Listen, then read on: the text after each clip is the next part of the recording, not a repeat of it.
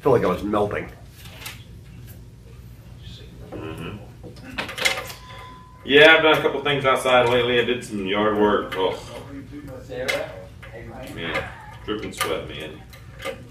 I worked at the golf at Goto Friday till like a little after lunch. Yeah.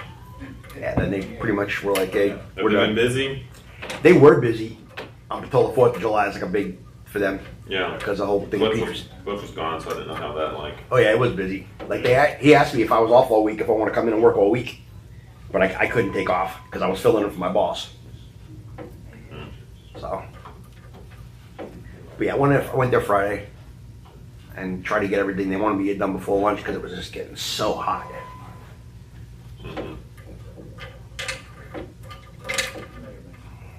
I was doing yard work earlier last week. And we have this tree in our backyard, a big old tree. And whoever lived there before us, I guess the roots kind of come out of the ground a little bit all around. Mm-hmm. So it's probably not like safe for kids, like tripping hazards. And it's probably not like the best looking, just all these, roots all around anyway. So they wrapped it in like some kind of weed cloth or just kind of laid it over, I guess. And they put this barrier, like this plastic, like a flower bed barrier kind of thing around it. And so then when the tree leaves fall, it kind of just covers all that up basically. But it's kind of old. Anyway, I was cleaning it out. And I took my rake and I did like this. And I saw something white. I'm like, oh, did somebody hide something under here? I'm like, man, I'm gonna find something kind of cool. Wouldn't that be cool? And I get down and look, and all of a sudden I start seeing these little things coming out. What was it? Took off running, man. It was a yellow jacket nest. Holy cow! Yeah, it was crazy. I think it's time. But I have before. They're the most painful. Yeah. Yellow jackets are the most painful. Yeah. When I lived in Tennessee, I was mowing, and I went over this hole that looked weird. Like I saw it, and I went over it, and all of a sudden I started getting stung all over. Took off running. It was a yellow jacket. But that time, late at night, it was in the middle of a field. I just poured gasoline down it. Yeah. Killed them. This time, at my house, it's at the base of a tree. So I don't want the gasoline to kill the tree, and then the tree fall on my house. So I called a pest control company. $270 to come spray a yellow jacket nest. I'll tell you what, if you get just in the future, just ignore him. He'll go away eventually. He knows. That's what they say about me. Stan Mitchell wants to know, do you know the code for casting to YouTube in the teen classroom? I have no idea. No. What you need, Ray? Is he casting on the TV? He should just... Code for casting to YouTube in the teen room. No idea. Should be able to cast from his phone to the... Yeah, you should. Yeah. Yes, sir. Come on. Sure. Big old one. Hold on. I can't let go. I need to go see if he needs help. Oh, if you'd like to be nice. Let me go see what he wants. Thank you for being helpful. So me and my younger boy, right? Great Garrett got his motorcycle license. Right? He went to the school, took the test, blew through it, no problem. I taught him how to ride beforehand, so he had pretty much, right? He'd ride around the neighborhood a bunch. So he's been going ride with me, and before he got his license last year, we bought this old Honda. It's like an '83 Honda VT 500 Ascot. Paid like $1,200 for it, and spent the year like we tires, rebuilt the forks, the brakes, everything. Just went through the whole thing, top to bottom, and it'll run perfect, and then all of a sudden you'll be riding, and it feels like it loses a cylinder, right? It was weird. Riding for, man, I had those carburetors off I don't know how many times, right? I'm thinking, Hello, morning. I'm just thinking of all this esoteric stuff. I'm not teaching, so come on. That's okay. I did get the book that you are teaching. I am. I got it in the mail yesterday. Oh, okay. So he was telling us what book you were teaching, and I went ahead and ordered it. It was interesting. It is. It was not a good choice for a quarter study because everything is so. Detail. I was like, well, it overlaps so much. And I was like, I think we're going to be talking the same stuff every week. So trying not to. So I took him on his first breakfast ride a couple of weeks ago, and the bike ran good, but every once in a while, like coming from a stop, it would stumble a little bit, and then it would catch and go, you know. So he told me about it. And I'm like, and I can make it do it, right? So I thought, okay, it's got to be something. So I looked at everything I knew to look. I looked, make sure the carburetor was vented right. I checked the plug, everything. I could not find out what was making it do it. So the only thing I wasn't able to change, you can't test for, is the little CDI boxes that fire the coils. Oh, okay. There's one for the front, one for the back. So I bought an aftermarket, like a newer version of it, and I changed it. And I mean, it took like half the bike apart to get. So I changed it, and it ran great. It wasn't popping. I was like, oh, we think that's what it was, right? So I go, you got to take it for a ride, and it would always happen when it would get hot. Like it would get hotter. Yeah, the hotter it got, the worse it got, right? So he takes the bike out and he goes out for a ride, and all of a sudden my phone rings. I'm like, oh no, this stupid bike stopped, right? Right? Everything's sticky when Right? it doesn't work. I thought Hondas were reliable. I'm like, dude, it's 40 years old, right? So I go get him. I go in a car and I'm like, I can get it to start, you know, but he can't. So I get it to start. I rode it home. So I'm like, and of course he's just so ticked off. He drove the car home. I drove the bike home. So I start the bike in it and then drive. And of course it's running perfect now, right? Yeah. And all of a sudden it starts like cutting out, right? So I pull the front spark plug, nothing changes. I'm like, oh, that's odd. I put it back on. I go pull the back spark plug and it shocked the living bejesus out of me. Did it really? Oh yeah, and I'm like, oh, because it shouldn't do that. It obviously shouldn't do that, right? So I shut the bike off. And I pulled the spark plug cap off, and I cut about a half inch of the spark plug wire back off. Put it back on. Corroded. No, it wasn't. You know when you don't need to do spark plug, it got the little threaded part. Yeah. It must have been off a little bit, or I don't know. But it was arcing. I cut, yeah, because it shouldn't. You shouldn't. It's insulated. It shouldn't spark you. It lit me up. So I cut about half an inch. You know when else they do that? When the spark plug wire is laying on the manifold and you go, oh, I need to remove that. Yeah. Well, I changed that. I pulled it, and I changed it. I put the plug back on, and it ran perfect. And I could not make it do it again. So I'm still. Right. But it's been driving me You crazy. know, it's a machine. Where we meeting this at? Huh? Where we meeting today? Oh, with you? Oh, we probably need to meet all over the building in the help. All right. But I'll tell you, if the wire itself is laying on the cylinder head, it should not spark. No. It shouldn't. Period. It's insulated. That's what the whole reason why. That's why when it shocked the life out of me, I'm like, something's not right. The insulator was not there. But oh my gosh, it lit me up. Yeah, you don't know it. You doing right? I'm doing one for I'm how waiting on the other day. Well, you know, sometimes you have to do that. Fun in the garage. Well, we'll let him come in We here. got Peyton, that's Honda Civic. He's He gonna says behave. Hondas are defendable. Slower, but he's. We put all He's kinds of gonna money in behave. it. Alright. Make sure that. Oh, you got a new one? No, 2015. I mean, but you got after he wrecked the first one. After he wrecked his Yeah. SUV, he made his mind up he wanted a Honda Civic. I mean, it's a decent car, but we've How many miles on it? 192. And we just put a catalytic converter on that last week, just as we're getting the tag for it. So Let's sit here. he's got to drive about 50 miles, to recycle every Oh, yeah. computer. It didn't pass the emissions test, so we got to drive about 50 miles and then get another emissions test. Yeah. Oh yeah, it'll reset it. I just went through that with Holly's car. Holly's got I'm like, why's this thing got to happen right at my birth month? Dude, I got an 04 Expedition that I've had since 07. It's got 207,000 miles on it. Ooh, Right? 07. Oh yeah. And it kept I kept getting like, it would start shaking, and then I'd get a check engine light, and then it would go away. So I finally caught the code. It said number cylinder 4 misfire. So I changed the plug cap, fixed it, right? But it still kept coming up with a check engine light. It wouldn't clear, and it kept saying it said bank 1, sensor 1 was reading Rich. Right. Then it said it was reading lean. I'm like, okay, I got a bad O2 sensor because it shouldn't be doing Yeah. both, right? So I brought it to a buddy of mine that has the full-on scan tool, right?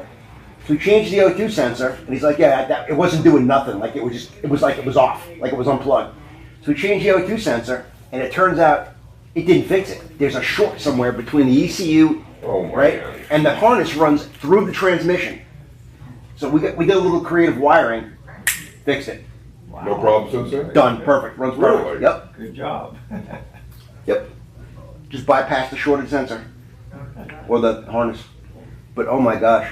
And then he tells me, hey, your cats are really close to not working anymore. I'm like, well, it's an 07. It's got, you know. So I'm like, I just need to get like 1 or 2 more years out of it and then finally I'll get her a new car. Just a good trip. You enjoyed that, didn't you? Yeah, there was a lot of travel. Lot of history too. Let's just Boston say. was a blast. So since I've the never last been to time the Boston. truck broke and you heard about it, when it was just a It fuse, was a lot of fun. Clean it broke city, again. Walkable city. Fuse, we talk about Yeah. that. And you know, it Since we helped did the having a fuel World pump, Cup in there, 'cause did you know about the everybody's fuel on pump? No, we're truck. Yeah. Well, red one. Oh, History. I didn't know The about tow that. truck, yeah. I saw the That's the state fuel house pump. where they, Then they put the wrong size fuse in when they did the No, fuel it really pump. wasn't. We picked the So right then one. Johnny went If you were and further downtown, rescued yes. Brent If you were and closer did the to fuse. to the cup, you were, but And we were then- by Cambridge. It broke down again. He just left it idling and went into Right the next to tow MIT. and came back and it wasn't running and he couldn't get it We started. got a deal at the with the Hyatt. So then from Charles I was River. like, oh, all right. Deck, Oh, which right. I You know, couldn't see yesterday I was from like, I don't want to deal with this the today. hotels as So well. then he was like, well, I got it started. And I was like, just drive it back and switch trucks. So it has like the old school. So style. now I looked gotta a lot figure like that the out Marriott one day. Marquis in downtown Atlanta. That Where they did 70s the, style. Well, I love that though. Yeah. They changed the fuel pump. Yeah. Did they change the filter with it? Thing in I don't Boston know. that you saw. Because that's usually what happens. Well, we Pump did the works too hard freedom because the part. filters clogged So up there was a lot of sites and it makes it over No, there. pour too But like I much. said, the State House, where they. That makes sense on why I that popped the balcony, fuse. They first read the Declaration of But like Independence. every time you change the That pump, was a you should change highlight the for filter. There's so Yeah. much. Well, there was so much. I saw. Is the pump and the filter not attached? Sometimes they are, sometimes they're not. Sometimes the pump is part of like a big assembly and you Yeah. just change the pump. Sometimes the pump is the assembly. Depends what kind of truck it is, how it's in We there. took a Yeah. tour. But did you change it or had somebody do it? We had someone do it. The history and the non, I remember the first time I changed the fuel pump on a They truck. have a statue And I took now. the fuel pump that's out, the fuel Stevens from tank the out, Witch. and they realized it was like So they've got pulling some that modern off things. way now. easier to pull that off. Then to drop the tank? Oh my gosh, yeah. But my favorite was And it took like a quarter of the that time. was a blast. Like, Isn't it only like 30 most miles truck out beds? from There's only like Boston, 4 or 5 Maine. bolts to hold the whole thing on. It was 6. Bunch of hump And like literally Yeah, I saw 2 it. disconnects and the whole, I mean literally it took 2 people, lifted it up. It was like, it was crazy. Yes. I think it took longer to get the bolts, to get the holes lined up when you put the bed back on, than to actually take it off. He's from I've seen like videos of people when they have like old cars or whatever, and like- different like things old that enough he has to just recently be learned in school. dumb, but not old enough to be Actually cool got yet. to actually see the side. And they'll just like pull the carpet back in the back seat and like just cut a hole. And they'll be like, well, this saved me 4 hours. Dude, I remember I had a fuel pump go bad in my Altima, right? Because of the programs. Okay. Never changed one before. $48,000 a year is very You expensive. pull the back seat out Yeah, and it's right there. You're sitting on the fuel tank. that's good. I mean, And then you have a submerged electrical device with bare wires in the fuel tank. that's good. Yeah. So What truck was it that, old truck, but they like had to change the design once people realized, wait a minute, the back seat is up against the fuel tank. You know what I'm talking about? Yeah. You filled it from like a hole in the side of the cab. There's different food. A lot of them did that back in the day. Yeah. Youngest. They call Ford Explorers Ford Exploders because of where the gas station is. Yeah, she liked, UT was a good school, but Georgia really was more a small town feel. And And did she the- really liked We're gonna visit. Did the hub on the trailer hold up? As well as Villageville, because they said it's the same. Or as I thing. know. Okay, good. I didn't know anything about it. Tennessee. I guess there was a This is bad- out of state. They changed, somebody changed the tire Oh, on the trailer. I Yeah, did you see the hub? How are you?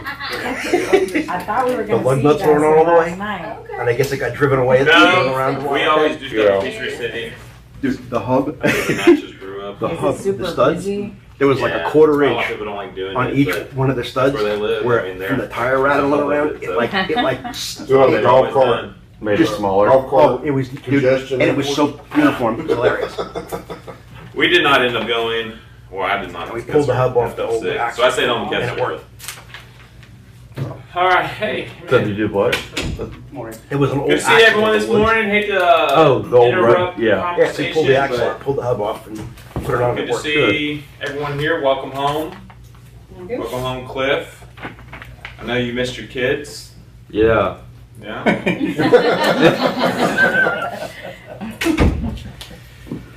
Morning, Keith. Morning. All right, good to see everyone this morning. We only have this month, maybe 4 weeks left. 3 maybe in the book, and then we'll just do a review. We've been going through this book. It's been somewhat challenging. Well, as the teacher, I find the deeper into the book, so maybe the latter half of the book, we get, the deeper we get into Genesis, it's harder and harder to summarize an overview of Genesis.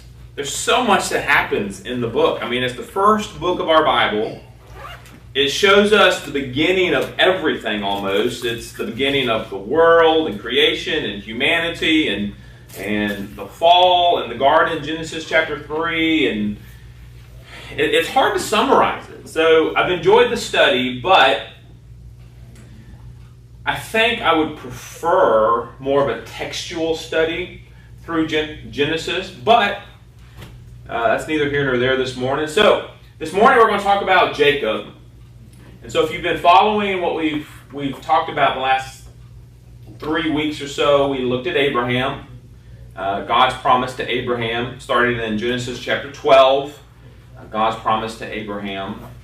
And then last week we looked at Isaac, who was born to Abraham and Sarah, their promised son Isaac. And so we learned from him and looked at his life. This morning, looking at Jacob and the rise of righteous Jacob. That's the title of the chapter. What's interesting about the study of Jacob is he's very obviously not a perfect person, nor is anyone. But he's almost like a Peter. He's almost very similar to a Peter, where we see a lot of his flaws. When we look at the life of Peter, I mean, Peter did a lot of great things. But we relate to Peter because we also see his humanity. We see his flaws and his mistakes. We see Peter doing really great things, but then we see Peter being rebuked by the Lord and being afraid and denying the Lord. And so we look at Peter and we see, yeah, God used him in great ways and he did great things through faith, but he also, did not so great things. And so we relate to that and say, hey, because I don't always do great things. I'm a man and I'm a person and I relate to Peter. Well, Jacob, when we really examine the life of Jacob, he has his ups and downs. And he doesn't have the most righteous life at the beginning, but he gets there. So that's what we're going to think about this morning. Genesis 27 through 36, about 9 or 10 chapters or so covering the life of Jacob. That's why it's so hard to summarize this. That's a lot of material. I mean, that's a lot of real estate in the Bible. And we could really just do half of chapter 27 in 45 minutes, but we're doing all those chapters. And these are the points we're going to cover. We look at the life of Jacob. We'll think about his selfishness and his moments of spiritual weakness when he did some things that wasn't probably the best decision. And then his fear. Because of his selfishness, we'll see that he took something from Esau, which divided them as brothers. And then there's a moment later on, about 20 years later, that Esau comes back to look for Jacob, and there's this moment of fear in Jacob's life. And so we're going to think about Jacob this morning. And again, the book is Life Lessons from Genesis. And so what we're doing with every lesson, but this morning as well, is we're looking at Jacob, but what do we learn from Jacob? What do we learn about selfishness, the problem of selfishness? What do we learn about moments of spiritual weakness? Like how can I look at the life of Jacob and compare it to my life and say, hey, I've had moments of spiritual weakness, but how can that motivate me to do more, to be better. Right. What can I learn from this? And then overcoming fear. And we all struggle with that. We all struggle with that on some level. On some level. We all struggle with fear no matter what it is. And how can we overcome that? Because the Bible tells us that God did not give us a spirit of fear. And that we are to be courageous. And so we'll walk through those points. As an introduction, before we get here, in the book he talks about, have you ever known someone that it just seemed like doing the right thing just came more natural to them, right? You look at someone in their life and you just think that they have it made, maybe in the church, and you just think, well, they don't struggle like I do. It just seems like doing right things comes more natural to other people. Now, we all have our own weakness and we all have our own temptation, but I have felt like that in my life. I've looked at some people and I'm like, man, doing the right thing just always probably comes more natural to this person. And when we look at the life of Abraham and the life of Isaac and the life of Jacob, they're very different, at least how it's recorded in Scripture. Abraham seems like he's that guy that always seems to do the right thing. Isaac, very similar. Seems like he's the guy that always does the right thing, where righteousness comes more natural. Jacob's your guy who gets there, but he seems to have more ups and downs along the way. And so what do we learn from Jacob? First, let's notice how Jacob had to overcome selfishness. Jacob had to overcome selfishness. I don't know if we would really think about Jacob being selfish. It's not how I've ever thought about him in my life. But I guess it's true when you look closely at some of the things that he did early on. He most likely acted out of selfishness. To take things that weren't his initially and belong to his brother instead. So let's think about selfishness. Jacob's greatest battle seemed to be with himself.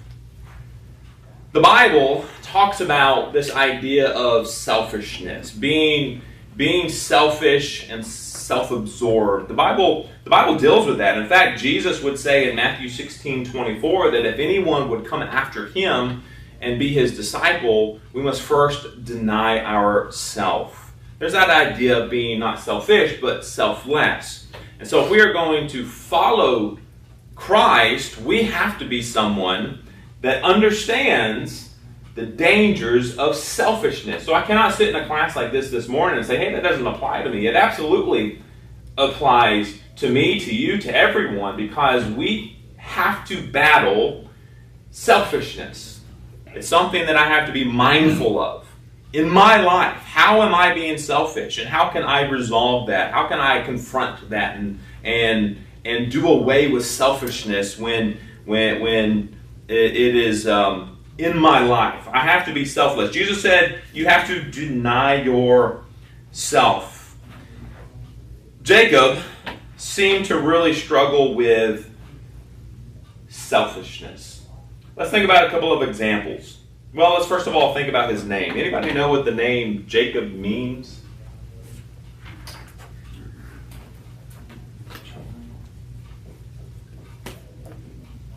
You can probably say it in a couple of different ways. And it really is a description of his life, something that he will do.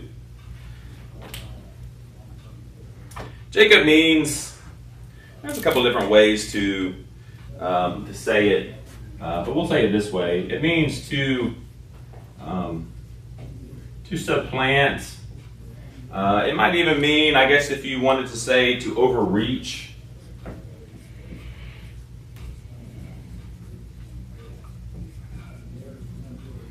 To supplant is probably the more common definition of the name that you'll find, to supplant or to overcome. And we will certainly see that, morning guys, in his life as he, being the younger son, Jacob and Esau, he will be the younger, not the one to inherit the blessing of the firstborn son. being the firstborn in that day, that culture, it meant a lot more than it definitely means today. Now, it might mean something today, but back then it was firstborn. You got the blessing, the inheritance, or more of an inheritance than the secondborn. You were the firstborn, and you would receive the blessing of the family, and you would inherit a lot more. It was more of it was a bigger deal in that day. And so Jacob, being the youngest, will overreach or supplant and overcome his older brother. So we see even in his name what will happen in his life. And so Jacob really does live up to his name as the supplanter or overreacher. Now, we even see that in the womb. What happened in the womb with Jacob and Esau? Genesis chapter 25 and verse 26. Remember what happened? What happened in Rebekah's womb? It's described. What? Like fighting in the womb, right? Fighting in the womb? Yeah, maybe. Yeah. Esau's heel. Yeah. What? At birth. Yeah, at birth. Yeah, at birth, in the womb, as they're. So let's read it. Genesis 25. Let's begin 24, 25, 26. So when her days were fulfilled, for her to give birth, indeed there were twins in her womb, and the first came out red. He was like a hairy garment all over. This is Esau, so they called his name Esau. Afterward, his brother came out, and his hand took hold of Esau's heel. So his name was called Jacob. Right? There's the meaning of his name, or actually why he was called Jacob. He will be one to supplant, to overreach, and overcome his older brother Esau. His name was Jacob.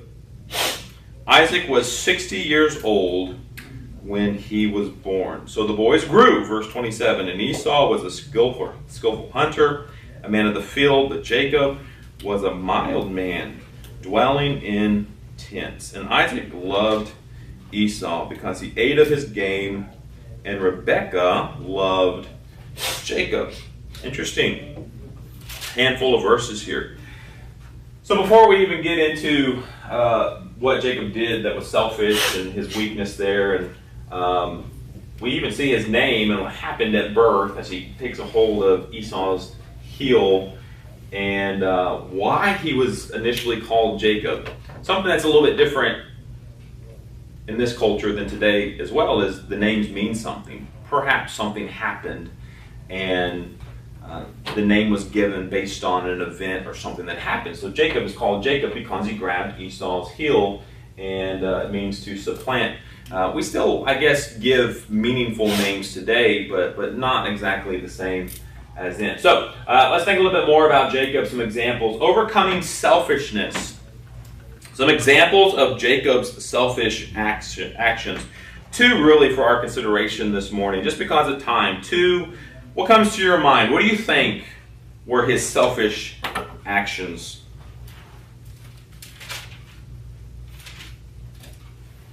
Asking Esau to sell him his birthright. Yeah, the birthright. So let's start there. Do what? Conning him. Yeah. He was definitely conning him to sell up his birthright, and that was him taking advantage of Esau's weakness. Then that would definitely be something that is very selfish on Jacob's behalf. And so Jacob took advantage of Esau, conned him into selling his birthright as the older son. And so let's think about that. Genesis 25, beginning in verse 29. I don't know if we'll read all of it, but let's just begin. Verse 29. Now Jacob cooked a stew, and Esau came in from the field, and he was weary. And Esau saw Jacob, and Esau said to Jacob, "Please feed me with that same red stew, for I am weary." Therefore, his name was called Edom. And Jacob said, sell me your birthright as of this day. So Esau is tired. He's been in the field. He's been hunting. He's exhausted. He comes back. He's hungry. Yesterday, we all know what it is like to be hungry. But you've been so hungry, like you're just like, man, I could eat anything right now. I don't even care if I like it or not. I'm so hungry. Yesterday I went for a run, and I think my mistake was I did not. I mean, it was hot, but I don't mind running in the heat. But when you run, your body really relies on like carbohydrates and glucose and sugar, and it needs some kind of fuel to burn. So I think my mistake was running. I hadn't eaten, and I had not had any like sugar. Sometimes I'll take honey before a run, hoping that glucose will burn for fuel. But anyway, I was out running, and I ran about 2 miles, and all of a sudden I just had this intense hunger that I've never really experienced running before. I was so hungry I had to stop, and I was walking, trying to cool off and calm down, and I was so hungry. Walking, I could have eaten anything. And I've never really experienced that running. It was new and unique, and I got back to the house, and I just like ate oatmeal and blueberries and made a smoothie. Like I'm just eating. And I told Kristen, I was like, I've never experienced that before, and I really think it was because my body was low on glucose or carbs, and it didn't have anything to burn. And so I just got instantly hungry, starving almost. And anyway, but we've all been there, hungry. So Esau comes in, and he's hungry enough that he sells his birthright for a cup of stew. Verse 32, and Esau said, look, I'm about to die. That's how hungry he says he is. So what is this birthright to me? It's not really important to me in the moment. Clearly, he's not thinking. He's not thinking clearly at all. I mean, in the moment, he's so hungry, he's not thinking ahead to how does this affect me later. Anyway, I think we understand that. And Esau said, look, I'm about to die, so what is this birthright to me? Then Jacob said, swear to me as of this day. So he swore to him and sold his birthright to Jacob. And Jacob gave Esau bread and stew of lentils. Then he ate and drank, arose, and went his way. Then Esau despised his birthright. Thus Esau despised his birthright. So that's the first example, selfishness on behalf of Jacob. Again, Jacob wasn't a perfect person, but what we're going to notice, I think, with Jacob, what we learn in these moments of his life, his weaknesses, is that God works through imperfect people. We cannot look at these people in the Old Testament and lift them up on a pedestal of perfection, thinking that I'll never be an Isaac, or I'll never be a Jacob, or I'll never be a Paul or a Peter, or I'll never be. God used and worked through, and still does, imperfect people. So it's not about being perfect. It's about faith and trusting Him in your life and living your life in obedience to Him. And when we make mistakes, making it right. I think that's what is most important. But God used imperfect people. But we see this this account in the life of Jacob. What's the second? So the conning Esau into the selling of his birthright, but also we see 2 chapters later in chapter 27, not only does he take his birthright, he takes the blessing from his father, Isaac. He takes the birthright and the blessing. Jacob used deception to receive Isaac's blessing. What does he do? What does he do? How does he conned Esau, but he also conned right? Isaac, huh? Wasn't it something with like a fur pelt or something? Yeah. Pretended to be his brother. Yeah. So Esau is this hairy man. It even describes him coming out of the womb as being red hair and hairy. So he grew up as a hairy man. And so Isaac, later in life, as he's blind, can't see very well, maybe completely blind, I don't know, but the way that he can tell if it's Esau is he will touch his arm and feel the hair. And so Jacob will deceive Isaac to take the blessing, and he'll put on the fur from an animal and take the blessing from his father. We don't have time to read all of it. As always, just summarizing, But some of this was the idea, really, maybe the whole thing was the idea of his mother, Rebekah. Genesis 27, now it came to pass when Isaac was very old and his eyes were so dim that he could not see, that he called Esau his older son and said to him, My son. And he answered him, Here am I. Then he said, Behold, now I am old. I do not know the day of my death. So he's probably literally on his deathbed. He's about to bless his oldest son. Now therefore, please take your weapons, your quiver, and your bow, and go out into the field and hunt game for me, and make me savory food, such as I love, and bring it to me that I may eat, that my soul may bless you before I die. Now Rebekah was listening when Isaac spoke to Esau his son. Now remember in chapter 25, when they were born, it says that Isaac loved Esau and Rebekah loved Jacob, right? Now, sounds like a very dysfunctional family, yeah, doesn't it? yeah. Like I have so many comments about that. Like, how do you have two parents and one loves one loves the other child? You know, like Sounds you like don't my have brother and his favorites, do ex-wife. you? You don't have favorite. I mean, Keith has a favorite son. I don't have that problem. You don't have that problem. I don't either, but sometimes I like one more than the other. But anyway, now Rebekah was listening when Isaac spoke to Esau his son. Anyway, she's going to eventually call Jacob. Verse 6, so Rebekah spoke to Jacob her son, saying, Indeed, I heard your father speak to Esau, your brother, saying, Bring me some game for some savory food. Dropping down, we can't read all of this. Verse 11, and Jacob said to Rebekah, his mother, Look, Esau, my brother, is a hairy man, and I am a smooth-skinned man.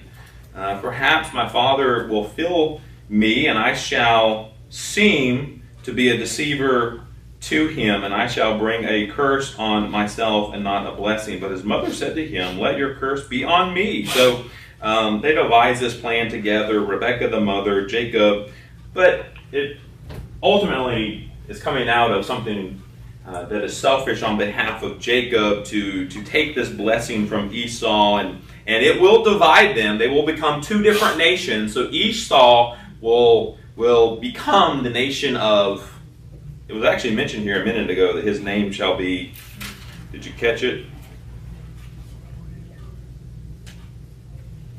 Where was it? 25 or I think 25. Yeah, was it chapter 25? No. Anyway, they will become the Edomites. So Edom, the nation of Edom. That'll be Esau.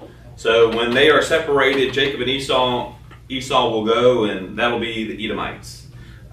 Jacob, as he grows, his name will be changed to Isaac, or to Israel, and Israel will. And that's the problem with the Middle East today, isn't it? Yeah. The descendants of those two. Really? I don't know. With the battling of Yeah. the land. Yeah. I guess so. I mean, now that you say that, I mean, do Muslims, do they claim something through? I thought they did. I Yeah. am as ignorant on foreign policy and what's happening in the Middle East. I don't know. Maybe you're right. Maybe that They still both is. want the birthright. Maybe that still is an ongoing. I don't know. Somebody could teach me a lot about that. But anyway, all right. Overcoming selfishness. Looking at the life of Jacob. So not his finest moments in his life. He takes the blessing. He takes the birthright for selfish reasons. That will divide them as brothers. They will go their way. Two nations will arise out of these two brothers. And Esau, while we're on him, he's not described as a very righteous person either, but Jacob, even through all of this, will still desire to have a relationship with God, still seek God. He will still, they're two different brothers, and they will go two different ways. Esau will represent unrighteousness. Jacob will go and he will represent righteousness, even with his flaws and mistakes. He's still the righteous person here. Go to Hebrews 12. We have time. Hebrews 12. I don't want to forget to read it. Esau, when we think about him and as he's described, he's like Cain and Abel. we already studied Cain and Abel. I think that was lesson 4. We looked at Cain and Abel and their sacrifices, and I really do believe the more I study Cain and Abel that the problem with Cain is not the type of sacrifice that he offered. Maybe. We don't know. I don't think there's enough evidence in Scripture to suggest the problem was that it wasn't a blood sacrifice. I don't know if there's enough evidence. I think that's just more speculation. I think the problem was his heart had already become wicked. He was already wicked in his heart. So that when his sacrifice or offering was rejected, it's this down spiral into the abyss of wickedness, and everything that was on the inside just started coming out. And he's known, even in the New Testament, as the wickedness, or as being wicked. He goes and he kills his brother and all this kind of stuff. So it just all comes out after. But Jacob and Esau are the same. So Hebrews 12 and verse 16. We're reading right into the middle of the context. So we're just reading one verse, not going up. But verse 16, lest there be any fornicator, or profane person. Now those are not good qualities, you would agree, right? Lest there be any fornicator or profane person like Esau. So he's being compared here to fornicators and profane people, or rather they're being compared to him, and he was not the righteous person here. Anyway, let's move on. Another thing that we learned looking at the life of Jacob, overcoming spiritual weakness. Believe it or not, there's moments in Jacob's life where he seemed to have spiritual weakness. He did not always do the best thing spiritually. He learns, but initially, in fact, I want to read from the book quickly, just something that Justin Rogers says, and I don't know how to say it any better, to summarize it. And so we'll pick a couple of these out and talk about them. But here's what Justin Rogers says, overcoming spiritual weakness, Jacob. He says, on a number of occasions, Jacob appeared spiritually weak. He appeared morally weak when he allowed his mother to talk him into deceiving his aged father, Genesis 27. He appeared idolatrous when he constructed and anointed a pillar in the name of God, an act that was later prohibited. We'll talk about that in just a moment. So he erects this pillar that probably would have been very similar to an idol to God, and it was later condemned and prohibited. So not the best choice. He appeared rebellious, he appeared religiously ignorant when he offered to God his allegiance in exchange for safe passage back to Canaan. Let's talk about that in here just a moment. He appeared foolish when he believed that he had seen God face to face, Genesis 32:30. No man has ever seen God. He appeared insensitive when he ranked his family in order of value of their lives, Genesis 33:2. He appeared unfair. He appeared unfair when he substituted Ephraim for Manasseh as firstborn of Joseph, Genesis 48. Now, we're not going to look at all those. Let's look at a couple of these. Spiritual weakness in the life of Jacob. Let's think about when we already talked about the stealing of his blessing. He was deceived morally, selfishly, probably too, taking the blessing from his father, listening to his mother. Already talked about that. On another occasion, he seemed a little bit idolatrous when he constructed and anointed a pillar in the name of God. So go to Genesis 28. Notice what he does here. Genesis 28, beginning in verse 18. Then Jacob arose early in the morning and took a stone that he had put at his head, set it up as a pillar, and poured oil on top of it, and called the name of that place Bethel. But the name of that city had been Luz previously. Then Jacob made a vow, saying, all right, we'll come to that vow in just a moment. So he erects this stone altar, pours oil on it, he anoints it to God. Now later, that kind of behavior is prohibited. God will set laws and commands and prohibit the erecting of altars and pillars in His name as this form of idolatry might pose a threat to the people. So we can read about that in Leviticus 26 and verse 1. Leviticus 26 and verse 1, and then Deuteronomy. So let's Leviticus 26 and verse 1.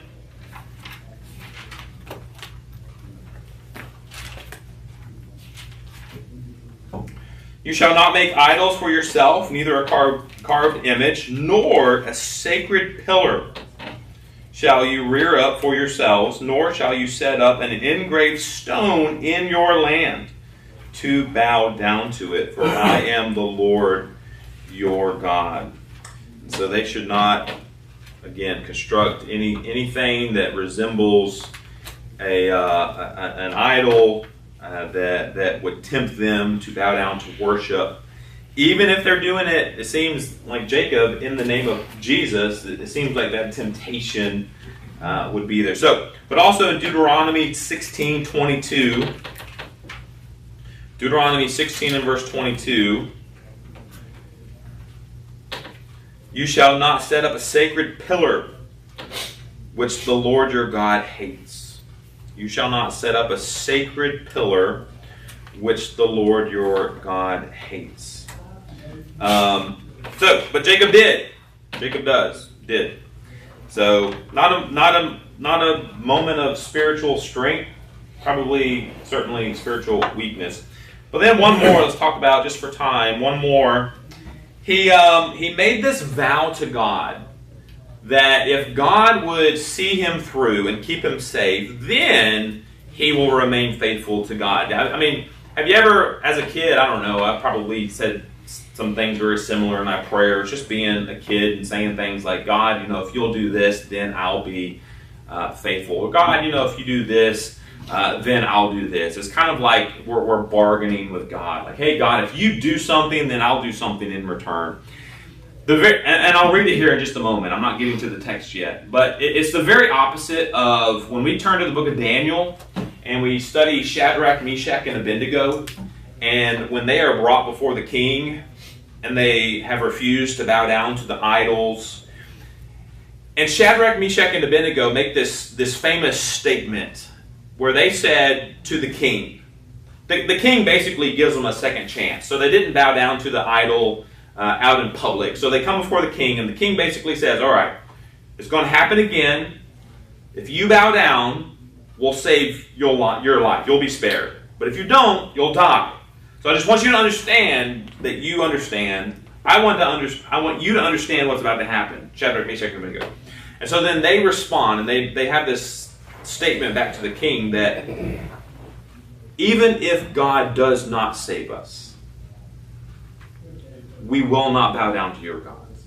So Shadrach, Meshach, and Abednego are of the mindset that we believe in God. If he saves us, that's great. If he doesn't save us, that's great as well. And we're not going to bow down to your God. So the mindset of these three in Daniel is we're going to be faithful to God no matter what. But there's this moment in Jacob's life where Jacob seems to be reasoning with God that, God, if you do this, then I'll be faithful. So it's the complete opposite mindset. So in Genesis chapter 28, so this is where I was a minute ago and I had to stop reading. It's when he constructs that pillar, anoints it in the name of God. Verse 20, Genesis 28:20, then Jacob made a vow, saying, if there's that big problem, if God. Now, if we ever get to the point where we're saying that in our spiritual life, it's probably not good. If that's really how I want to say that. If God will be with me and keep me in this way that I am going, and give me bread to eat and clothing to put on. So listen to everything that Jacob says here. If God will be with me, keep me in this way that I am going, give me bread and give me clothing, so that I come back to my father's house in peace, then the Lord shall be my God. Notice that if-then condition. If this, then this.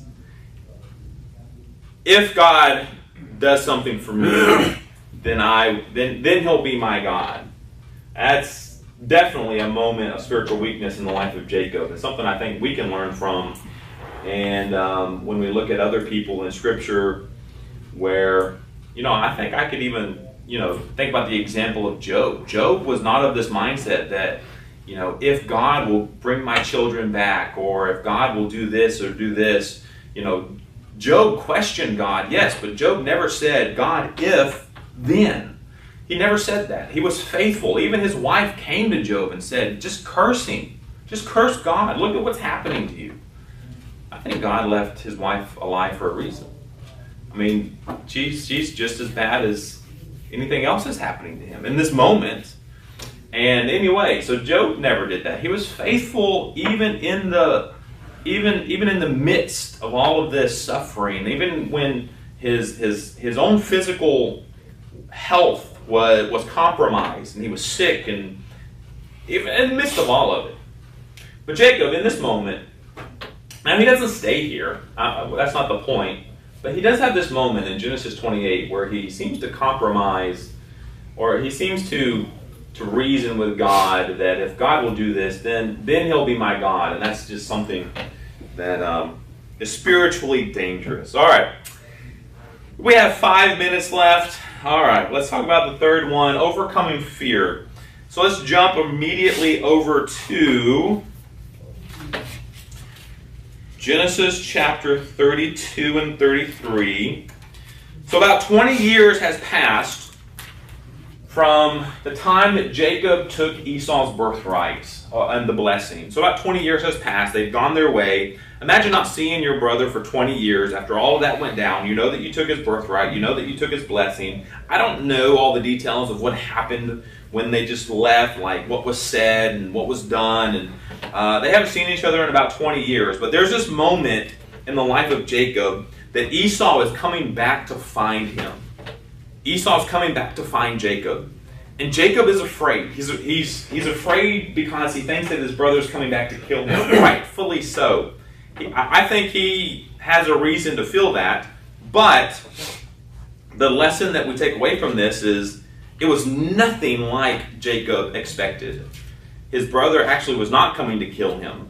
And they have this moment of intimacy where they actually cry and hug and they reconnect. And it's just nothing like Jacob initially thought. So let's close with that. But Genesis chapter, I don't want to miss my verse here. Genesis 32, overcoming fear. Genesis 32, we could begin in verse 1. Jumping down to verse 1. So Jacob went on his way, and the angels of God met him. When Jacob saw them, he said, "This is God's camp," and called the name of the place Mahanaim. Then Jacob sent messengers. Then Jacob sent messengers before him to Esau his brother in the land of Seir, in the country of Edom. So this is in the country of Esau, the Edomites. And he commanded them, saying, "Speak thus to my lord Esau." So they're about to meet up here. Verse 7. So Jacob was greatly afraid and distressed. Actually, it's verse 6. Then the messengers returned to Jacob, saying, we came to your brother Esau, and he also is coming to meet you, and 400 men are with him. Okay, so if you did everything that you did to your brother 20 years ago, and now you're in this moment where your messengers are coming back and saying, your brother's coming to meet you, but he's bringing 400 men with him. I mean, what would you think? Payback. That's exactly how he feels here. But the point is, what he was afraid of happened. And I think the lesson that we take away from that is there's so much in our life that we're afraid of. And that fear causes anxiety and worry and tension in our life. And a lot of what we're afraid of just never even happens. I think it's said that somewhere around 80% of what we worry about never even happens. And so when the Bible tells us to not worry, and we say, well, I don't know how not to worry. But most of what we worry about just never even happens. So we're worrying about things that never even come about. And so that's powerful. So, but we're not done yet. So Jacob is afraid, he's distressed, 32 and verse 7. Then notice what happens when they meet. Go to chapter 33 and verse 4. But Esau, man, let's back up a little bit. What time we got? All right, we have 1 minute. Verse 1, now Jacob lifted his eyes and looked, and there Esau was coming, and with him 400 men. So he divided the children among them, among Leah, Rachel, and the 2 maidservants, and he put the maidservants and their children in front, Leah and her children behind, and Rachel and Joseph last. Then he crossed over before them and bowed himself to the ground 7 times until he came near to his brother. Now, when Jacob was afraid and distressed about what would happen when he met his brother, verse 4, but Esau ran to meet him and embraced him and fell on his neck and kissed him, and they wept. And he lifted his eyes and saw the women and children and said, who are these with you? So he said, the children whom God has graciously given your servant. So he is introduced to the family of Jacob, his brother. So he was afraid for nothing, really. So that's our time. That's 9:45. Time to, prepare to go worship. But at least 3 lessons we learned studying the life of Jacob. Next week we'll look at the life of Joseph. So really, one of the big things we're doing through this book, in the book of Genesis, is we're looking at key figures, people like Abraham, Isaac, Jacob, and Joseph, and how they played a role in God's plan of redemption. God's promise to Abraham, and then it came through Isaac and Jacob will have the sons, and Joseph, and you'll see the development of the 12 tribes, Joseph not being a tribe, but the development of the tribes, the other brothers, and then you have Israel and those tribes, and then you'll see that all throughout the Old Testament into the New Testament, at least the gospel accounts. Then God does away with that Old Testament covenant and develops a new covenant, being the church. So let's end there. I'm about a minute over. Appreciate your time, thoughts. We'll be here next week.